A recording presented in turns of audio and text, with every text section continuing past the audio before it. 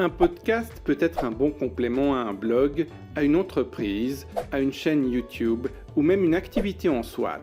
Mais comment lancer un podcast qui cartonne ? Je ne déteste plus les podcasts car j'ai eu la révélation qu'ils sont une expérimentation bourdieusienne des plus réussies. Pierrot tel plus fort. Vas-y champion. Vas-y, mets-leur la gueule en 3 épisodes.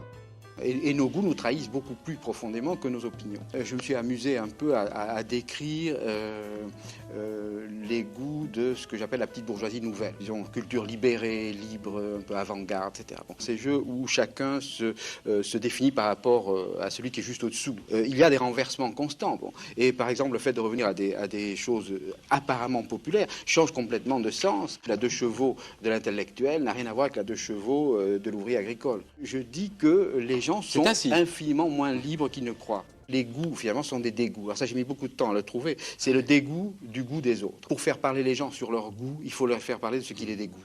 Et nos goûts nous trahissent beaucoup plus profondément que nos opinions. Je me suis amusé un peu à décrire les goûts de ce que j'appelle la petite bourgeoisie nouvelle. Disons, culture libérée, libre, un peu avant-garde, etc. Bon.